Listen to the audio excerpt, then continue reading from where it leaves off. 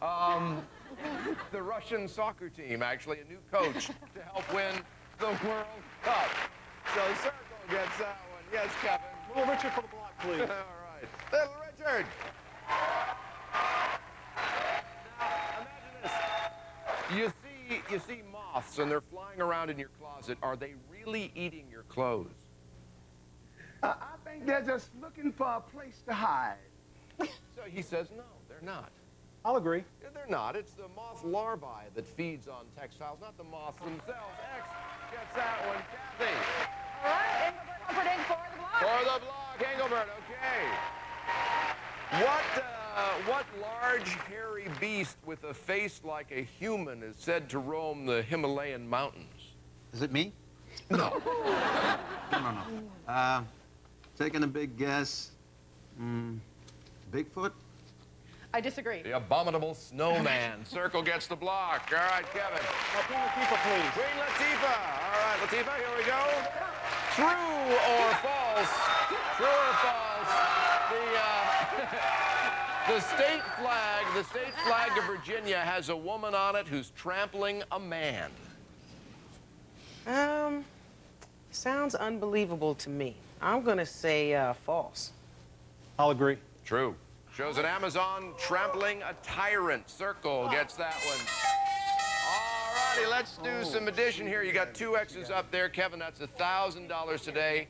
Plus, with everything you've won, including today's Secret Square, you leave us with $18,024. Thank you. It's been a pleasure. Thank you. Thank you, everybody. Thank you, All right, take care. Kathy, 1, 2, 3, 4 circles. You got $4 grand. You're our new champion. Congratulations. All right, there may be a car in your future, you think? We'll find out when we play the bonus round with Kathy right after this. Stick around.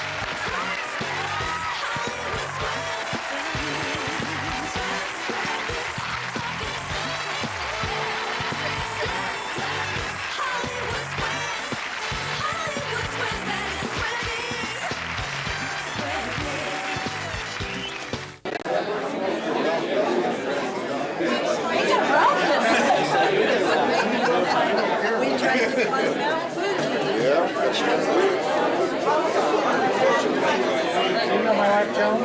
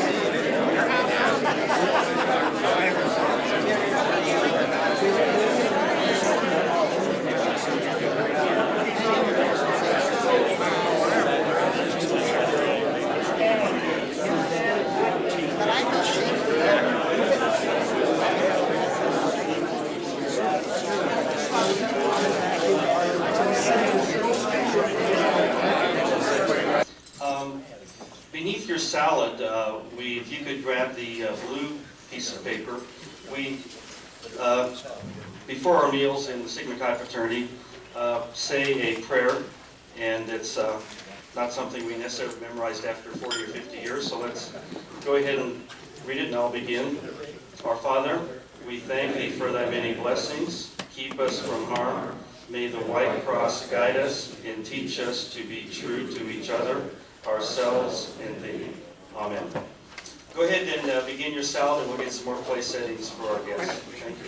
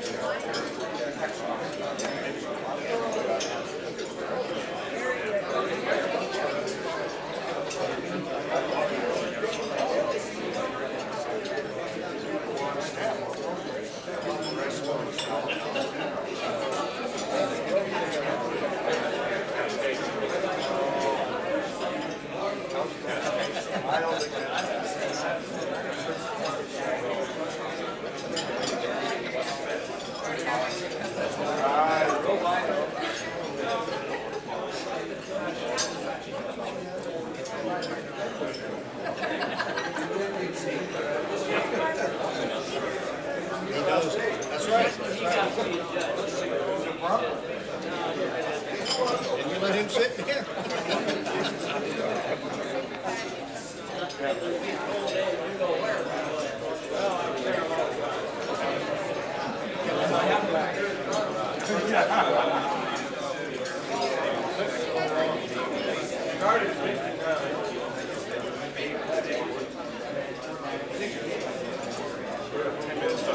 Boise, and very, very pleased and honored that we're able to sponsor this Significant Sig luncheon for two very, very special people that met at the University of Idaho 50 years ago.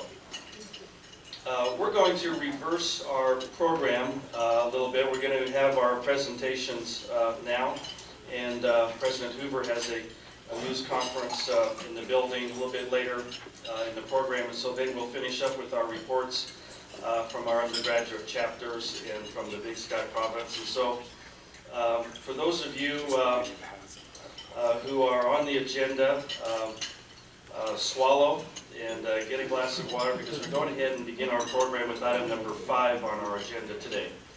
And this is our Significant Sig presentation to Orval Hansen. In the Sigma Chi General Fraternity, there are two significant awards. One is called the Order of Constantine, which is an award given to service in the fraternity. The other award is the Significant Sig Award, which is service in honor and distinction in your field of professional endeavor. And we're here today to present Significant Sig Awards to Orval Hansen and Thomas Wright. First, we'd like to have Chuck McDevitt come forward to give some brief remarks and stories concerning Orval Hansen. Then we will present, have President Hoover give award to Orval, and then Orval gets the last word, so I guess Chuck and Bob have to be careful in their remarks. Chuck McDevitt is a Significant Sig in his own right, former Justice of the Idaho Supreme Court. Bob Hoover is a Sigma Chi from Upsilon at Arizona State University. Chuck, could you come forward and grab the microphone?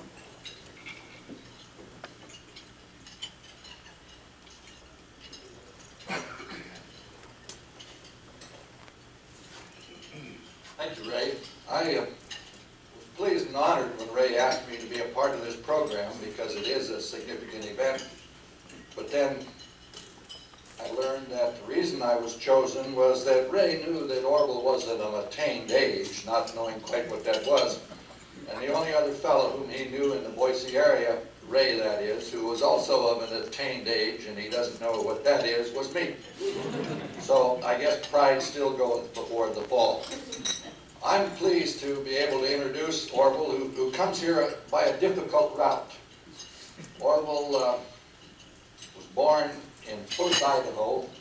He raised on a farm and really never got to Idaho Falls until he was well into high school.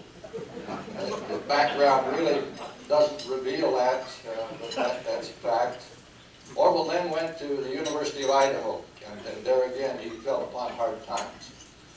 Unlike most of the liberal arts schools on the East Coast, Idaho was only giving A's, no A+. Orval was required to graduate from the university with only a straight 4-point.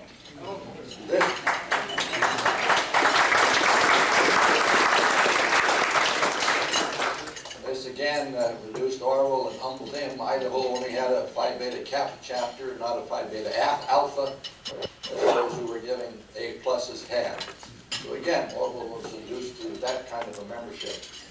Orval then went to George Washington University, where he attained a law degree, came home, practiced law for a little while in Idaho Falls, went to the Idaho legislature, became majority leader, and there again, Orval fell upon hard times as the Speaker of the House had been there for a long period of time, and the citizens of Idaho Falls determined that Orval had to go to the Senate before he had the opportunity to be Speaker of the House.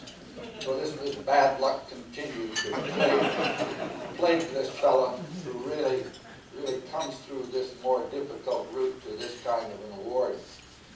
At that point in time, there was a little facility over in eastern Idaho called the Atomic Energy Commission. And Orval early recognized this as one of the focal points that were going to be presented to this country, and joined and was one of the founding members of the Eastern Idaho Nuclear Industrial Council. And this brought him to an introduction with one of the 3 women in his life who really influenced his direction. And that was his mother, his wife June, and a woman known as Dixie Lee Howell, who was the first director of the Atomic Energy Commission. She took a liking to Orval, and if any of you had ever met or seen Dixie Lee Howell, as I had the opportunity, she didn't take a liking to or like many people at all. So there again, Orval fell into that bad pattern that's plagued him throughout his life. Orval then was elected to the United States Congress. We sent him to Washington, D.C. Orval was elected primarily because he had vast demonstrated experience, he had vast demonstrated ability, and Orval had been an honest individual. At the end of his second term, he was running for office, and lo and behold, there was another fellow named Hansen who appeared on the scene. Now, this Hansen was named George, and he wasn't there based on demonstrated ability. He wasn't there based on any attitude or attributes that he had. What he brought, again, were those things that plagued Orval. He was tall, he was handsome, he was young, and he had a lot of TV money. So Orval then was retired from the United States Congress by this individual, George Hansen, who went on to serve in the 2nd District for a long period of time. Orval, however, had established himself as a nuclear expert and as an energy expert, and engaged in the practice of law. They call it the practice of law in Washington, D.C. I've found it to be kind of different than what we do here. But again, Orval was plagued. Like most of the people we've elected to Washington who get Potomac fever and stay there forever, Orval, again, hit upon these hard times. He can't shake his roots in the university from the state of Idaho. And he bought a home in Stanley. But there again, Orval had to buy a house in Lower Stanley. He couldn't get one in Upper Stanley. Orval then was selected as the University of Idaho Alumni Hall of Fame, and as a result, was appointed an advisor to the president. Well, he's an advisor to the first president of the university, whom I know, who doesn't need much advice. And it's this pattern that has just brought Orval. He continues to maintain his roots here. He's required to be of counsel to the firm of Hopkins, Roden, Hansen, etc., simply to keep an eye on his younger brother John, who has often gone astray here in the state of Idaho. John didn't understand energy, John didn't understand nuclear, so he got involved in education. And if you want a one-way route to perdition in Idaho, get involved in education. But having said all this, I say to you, Orval Hansen remains a cosmic thinker who often leans back, looks up, and wonders such deep thoughts as, where did Lady Godiva keep her sunscreen? President Hoover, mic is yours.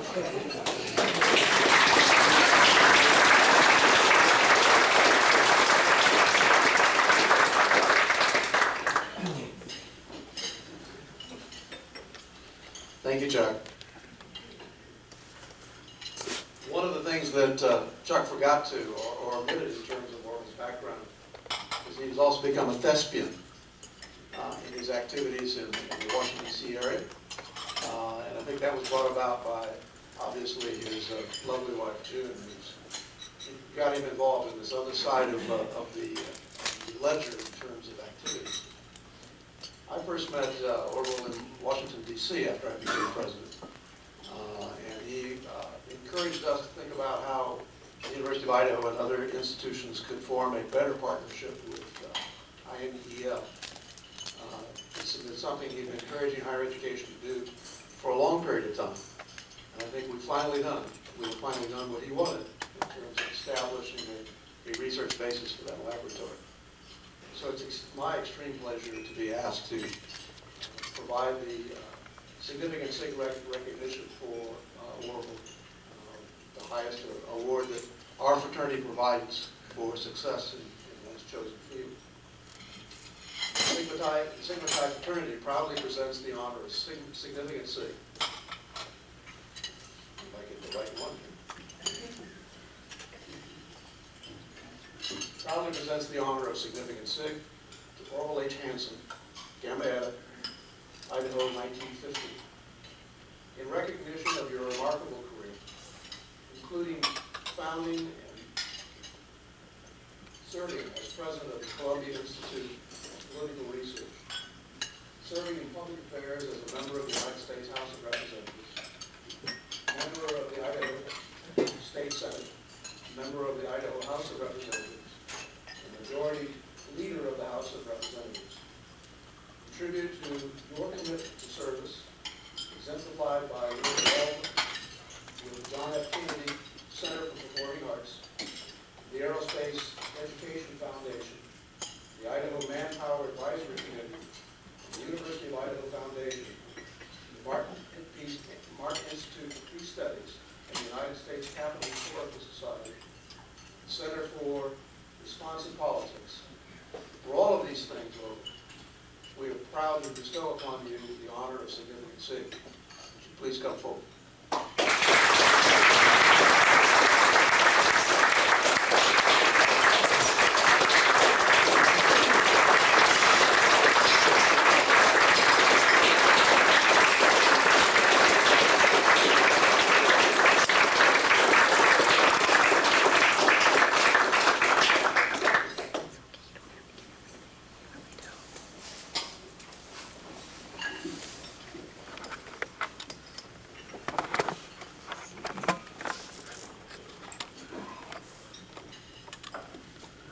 Much, Bob. I see on the program this is time for some remark, which I will make brief.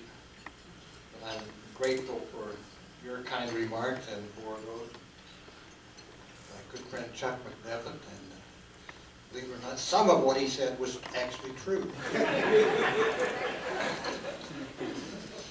I'd have to say I was surprised, but greatly pleased when I received the information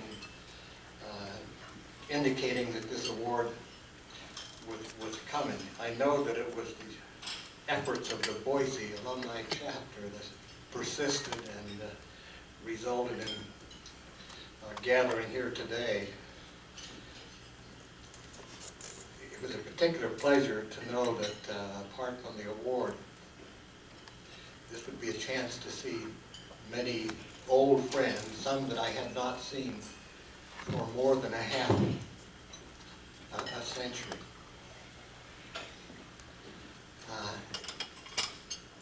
It's also a pleasure for my family, part of the family, to join us here, and I would acknowledge my sweetheart of Sigma Chi, my wife June.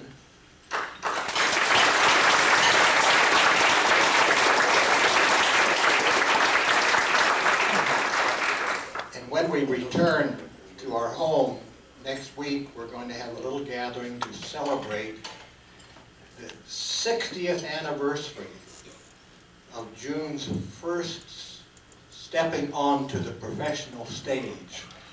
60 years of performance on the professional stage, and we're going to celebrate that. I'm also pleased to have two of my sons and my daughter and the daughters-in-law here, and I'd like to acknowledge Jim and Joan Hansen.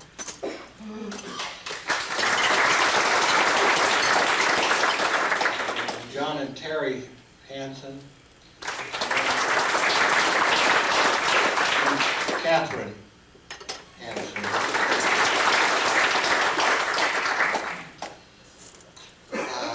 I would also say that I was a little apprehensive as this day approached, not knowing exactly what the procedure would be, because it was a little over 55 years ago when Dick Taves and I were initiated into Sigma Chi. We became Sigma Chi's.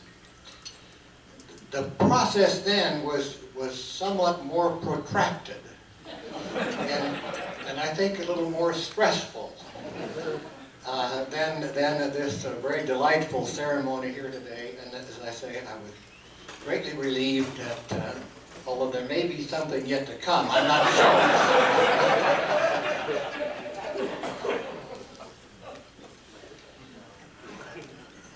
I'm grateful for our president's remarks and for our President Bob Hoover. The one that I wish could be here was one who was a big brother to all of us, Bill Campbell. Bill Campbell was one of the special human beings that we have all met, and he made all of us better, and he was always there with support and encouragement and wise counsel, and one of the greatest Sigma Chi's that ever lived.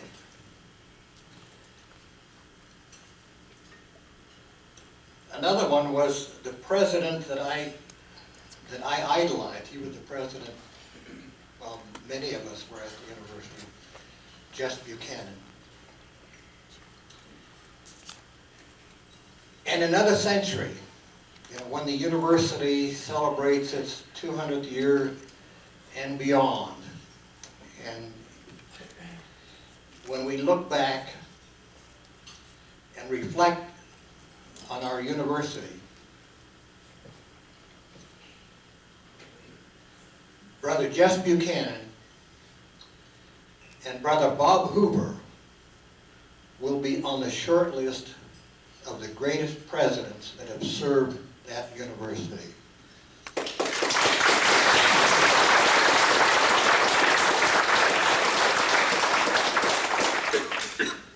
Thank you again for coming. I couldn't believe the number of people who came.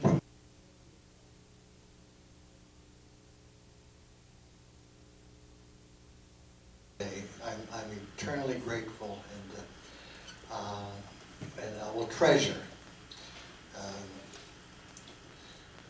this moment. Thank you so much.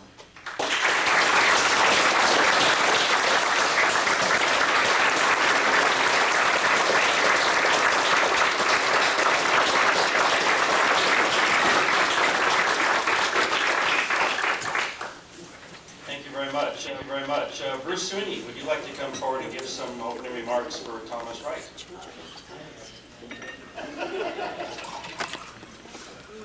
It's really a great pleasure for me to be here to honor these two gentlemen who brought great fame to the name of Sigma Chi.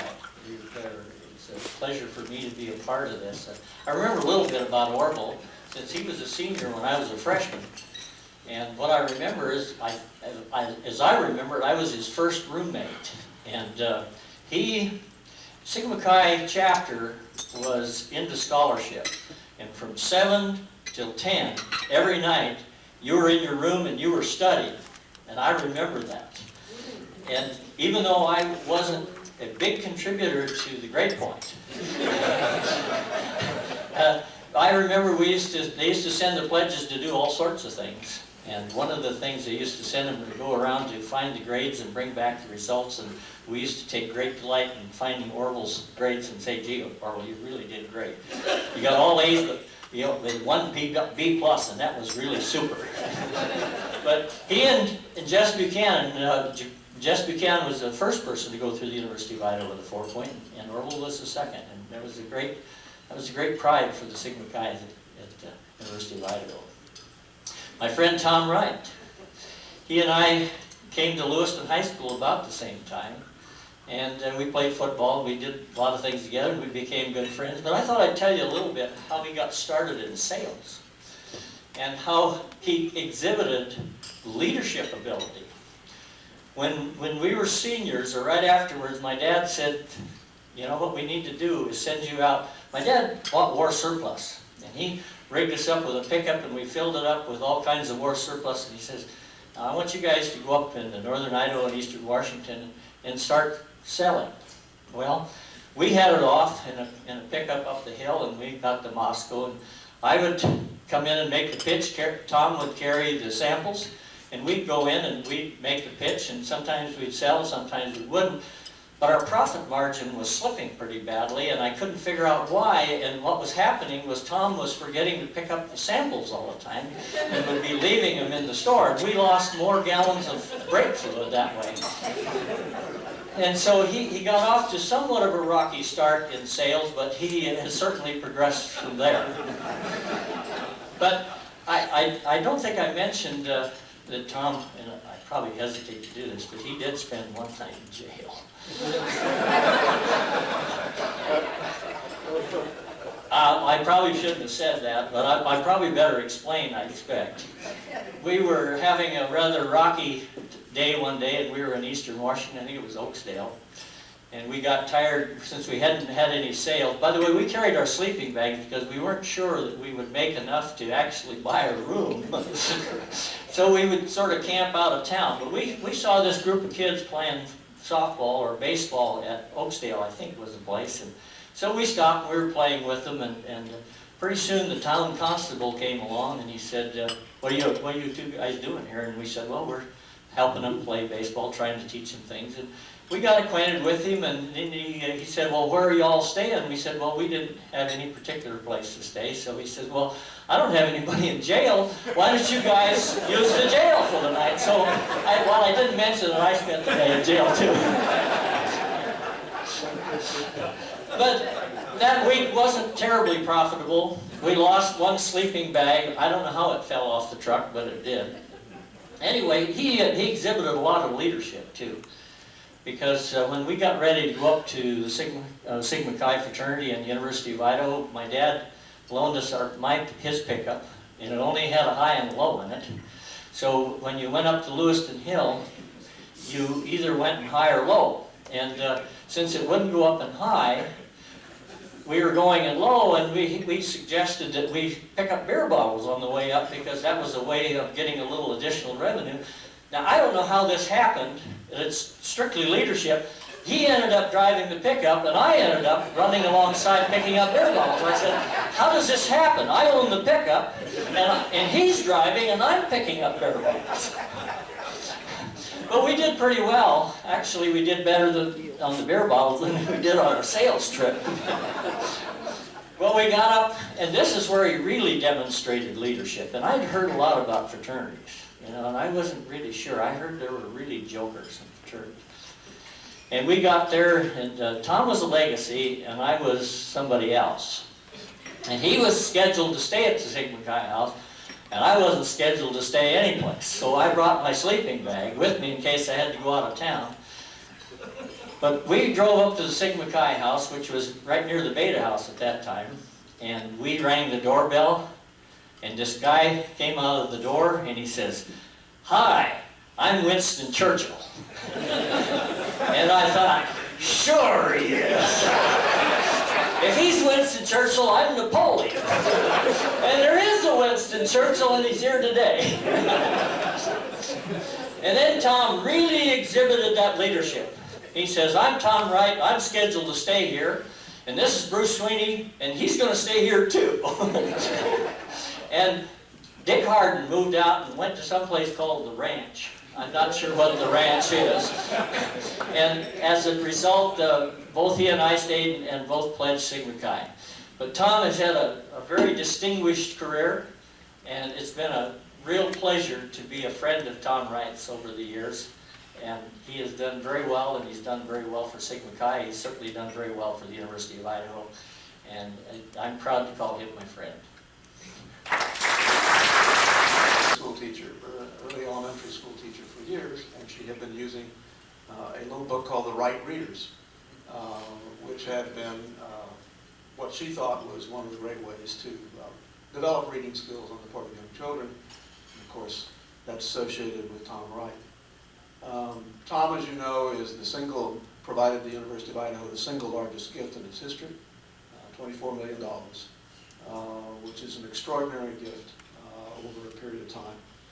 And we will be naming one of the three facilities here in Boise after him will be the Thomas Wright Learning Center at Idaho Place. So it's an extraordinary honor.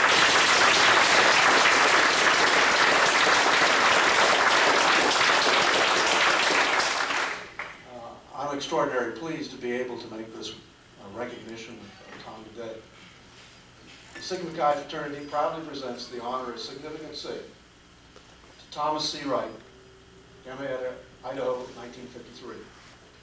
In recognition of your outstanding career in business and education, including the founding and running of the Wright Group, a very successful worldwide educational publishing company, spending 17 years at Holt, Reinhardt, and Winston, where you served as the regional publisher and as publisher and vice president of the company, and subsidiary, and serving as a teacher in high school, and remaining committed to the learning throughout all the years. In tribute to your commitment to service, exemplified by work with the Wright Foundation, your generosity to the University of Idaho, and your dedication to students and teachers. Sigma Chi proudly presents you the Significant Sig Award. Versus brake fluid. A hell of a lot of brake fluid. Gotta get it started somewhere. I was just kind of relieved that I didn't have Chuck McDevitt.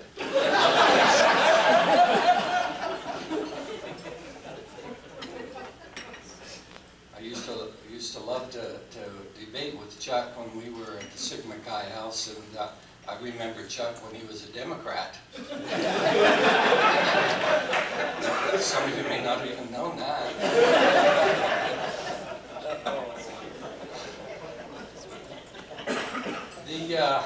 The Sigma Chi house ventures were covered so well by Bruce, it left me very little to say about the Sigma Chi house in particular.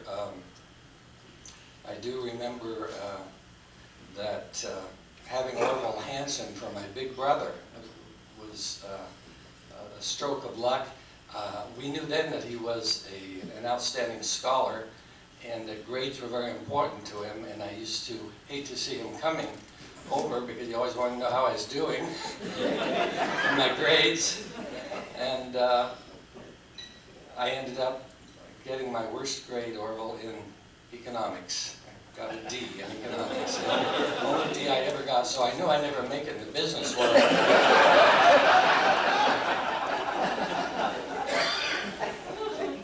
So I decided that I would probably go into a profession that had the most tremendous value that one could have, and that is teaching.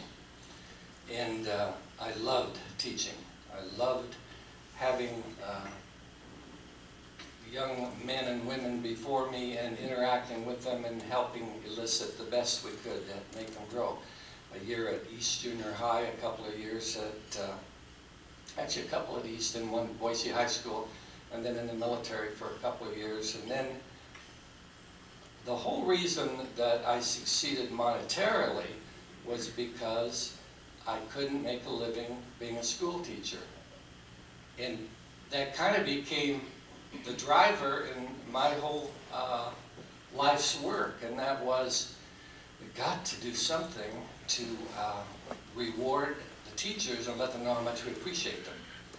And that was how I happened to leave the classroom, was because I wanted to be able to afford to send my kids to school. And a man came through town who happened to sell textbooks for Holt Fine Art in Winston, and he says, we have an opening in California if you'd be interested in selling books. And I said, gee, I can't even sew brake fluid.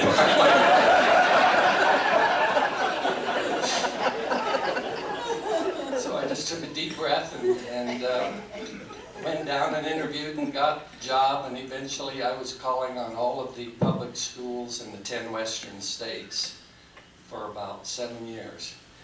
And then as I worked my way up into publishing, I decided I'd like to have my own publishing house. And the story that Bruce won't tell you because he's too modest is that even in the beginning of my company, I couldn't, I went around the world and found some fantastic books from New Zealand and Australia. But when I got the rights to them and came home and I looked at my bank account, I didn't have the resources to mail the catalog. And I called up Bruce because he had just sold his company, and I knew that he might have a little spare cash there. And what are good friends for, right? I called Bruce. I said, Bruce, I have a product that I think is going to revolutionize education, and there haven't been any new publishing houses in 100 years. I'm starting my own. And I said, I feel like I found the gold mine and I can't afford a shovel. And Bruce said, how much do you need? And I said, well, I think I could get by with about $30,000. And he says, yeah, but that's what you get by with. What do you really need? And so I said, I think it was $60,000. I said, I think that I'd be off and running. And he says, it'll be there tomorrow. And he wrote a personal check. He said, we'll make out the note later. So the next day, FedEx brought a check, personal check from Bruce. And that's how I launched my company. And the other thing that I would share with you before I thank you for coming here today and sharing this moment is that we build our company around recognizing the value of people. And one reason Sigma Chi is a great fraternity is because of the values that they have espoused from the beginning, and the values that are intrinsic in everything that is Sigma Chi. And when I see some of my old friends here, you know, Orval and I saw each other for 10 minutes in the past 50 years. But it's actually been 53 years since I saw Orval. And we got a lot of catching up to do, so we're making plans on getting together and not waiting for another 53 years, because that's a little rough. But we're going to work on that. But Orval, I've got a story for you that you may not even remember. My sister told me over dinner. And I'm going to tell it in front of June. Even though it's a great risk, because I know your marriage is little.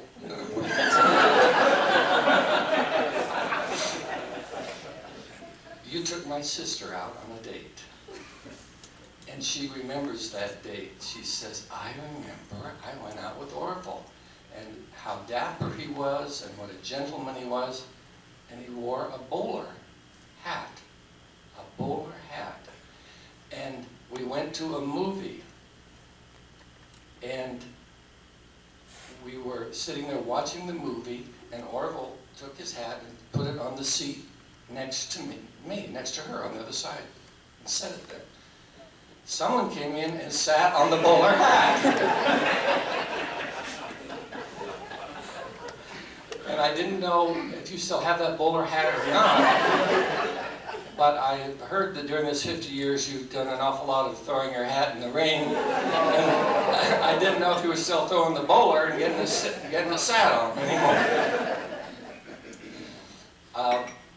When you go home today, if you think back about this at all, and if you're meeting me for the first time, or if we're renewing acquaintances, help me spread the word that there's nothing more important in the world than a teacher. Nothing more important in the world than the jobs that teachers do. And let's celebrate them. Thank you very much.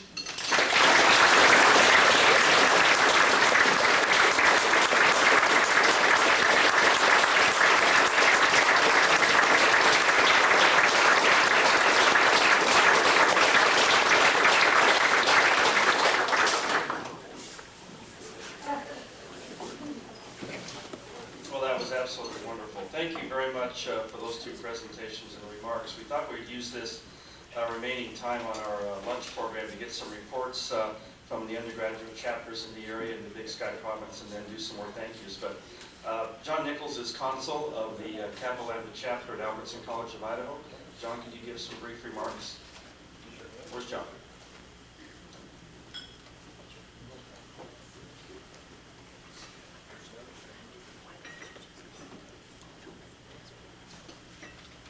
Good afternoon. I'd like to say I'm very honored to be here, to be in this room with these two Sigma Chi's that are really made Sigma Chi proud. I'm very proud of you guys. I'd like to start off, I guess, I'll go in chronological order, so that seems very easiest. The end of last spring, we presented a check to Children's Miracle Network on air for $3,000. That was the largest check we presented them in our chapter history, and we'd like to beat that this year. This summer, myself and Matt Sonicson, our pro-consul, went to Horizons, one of the most incredible programs that Sigma Chi has to offer. And I learned so much from that, and so did he, about leadership and ethics in leadership and how important that is. We had LTW in the beginning of August, Balfour Leadership Training Workshop, and I think there's about 1,400 undergraduates there from all across the nation. It was a really good experience because all top 5 of our officers were able to attend, which is, I think, the first time that's been able to happen. So we set some great goals. It was very good for our chapter. We received the McComas Scholarship, which was given to, I think, 16 undergraduate chapters, and that was $500 that helped with travel expenses, which was very much needed. So we were proud to receive that. We did not receive the Peterson this year. We received it last year. We scored highly, 43 out of 55, and we know what to work on for this next year. That's what's most important from that. So we definitely have the goal set to receive it this next year, and I really think we're going to do that. Some of our goals, Rush is one of our most important goals right now. We are down in members. That's basically our main challenge, and we have a goal of each brother bringing in at least one brother this year. We'd like to get our membership up to 20 to 25 by the end of the year. We're very set on that goal.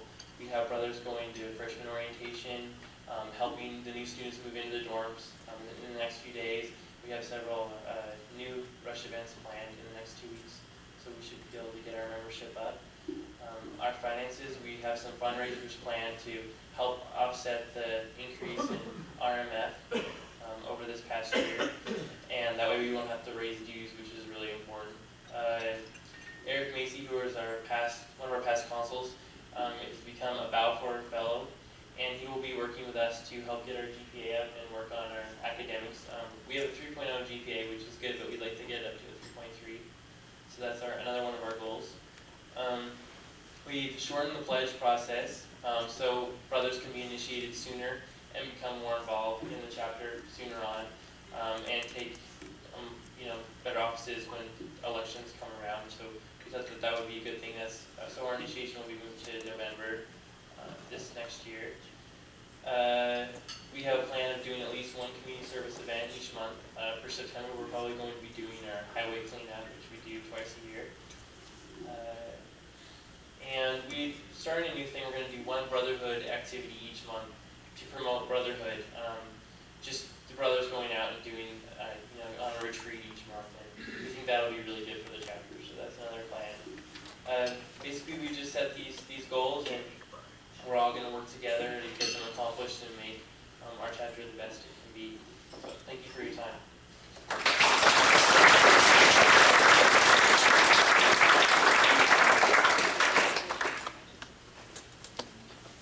John, you took my agenda. That's okay. Thank you very much for that report on Capital Land at Albertson College. Chris Rankovich is the consul at Gamma Eta at the University of Idaho. Chris, would you like to come forward?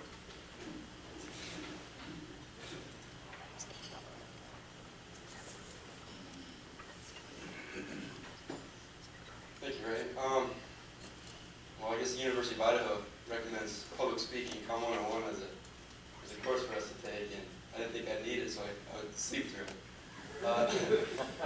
Now I wish I wouldn't have done that. Thank you all for showing up, from the Brothers of Gamma Eta. It's a privilege to see all you, all the brothers that paved the way for our chapter, make it the house that it is today. We have a strong chapter right now. We just got done with Rush, and we took 16 quality guys to fill the house. We got another Stark in the house. I don't know how we feel about that. We have Derby Days, September 9th. Last year we raised over $4,000. And I'm putting my hair on the line this year if we can raise more than that. I know, my curly locks. We're going for $5,000 this year. I'm sure the mention of Derby Days brings back pleasant memories for all of you. It's a fun time for the members at our house. October 26th is homecoming, and I'd like to invite all of you up. It's always nice for the brothers, the undergrads, to meet older brothers and hear stories and the way things ran when you were at the house. We talked for weeks after you guys show up, so please come up for that. It's said that Sigma Chi makes the leaders of men, and that's evident today. Congratulations to Orval and Tom. We have a Bolt, as Ray would like to call him. I have another order of Lewiston trash. Being from Lewiston, it's good to see you.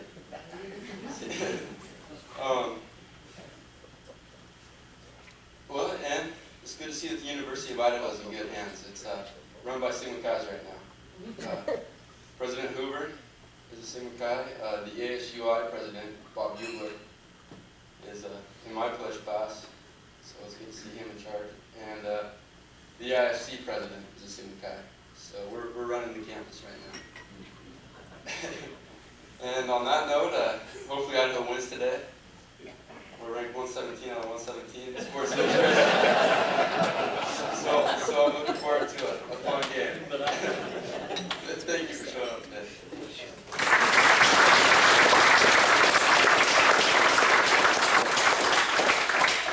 We thought we'd also get a report from the area chapters. Albertson College and University of Idaho are part of the Big Sky province into the Sigma Chi system, and Chris Ruthridge from the University of Idaho is a Sigma Chi, and his title is the Grand Praetor of the province or the Regional Director. Chris, would you like to come forward?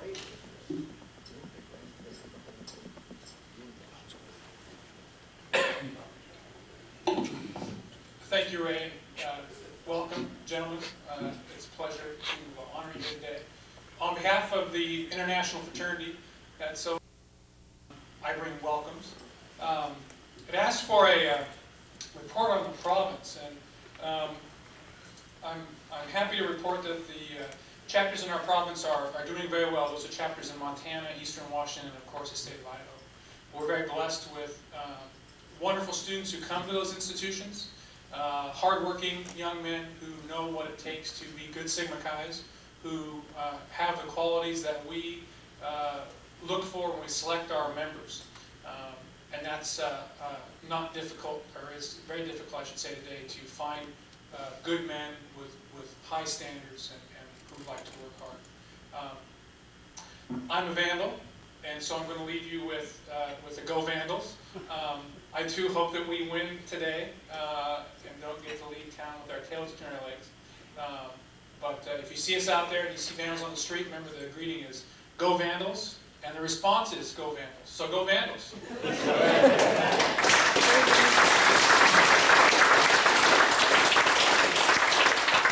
Before we finish today, and the Sigma Chi tailgate party is on the west side of the stadium near the elevator from 4 to 6 p.m. If you are going to the game, please drop by. The alumni chapter is sponsoring that. One special thank you before we finish today. Don Gettle has been treasurer of the Boise Sigma Chi alumni chapter for 63 years. I want to thank him for his accounting skills and for the registration table. Don, would you please stand up and acknowledge him?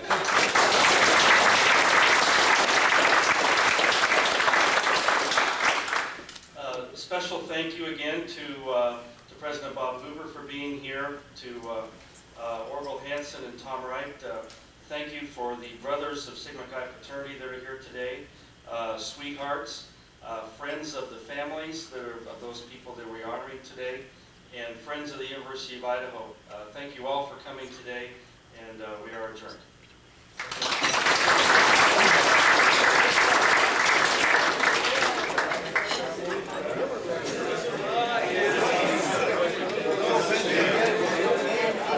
Jordan, how are you? Jordan, this is a straight shot. We're going to take a picture of all the men who were against the wall.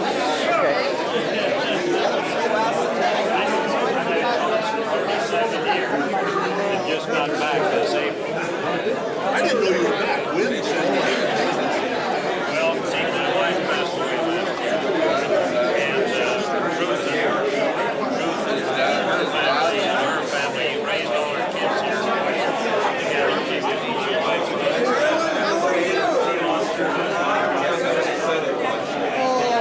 That was so nice.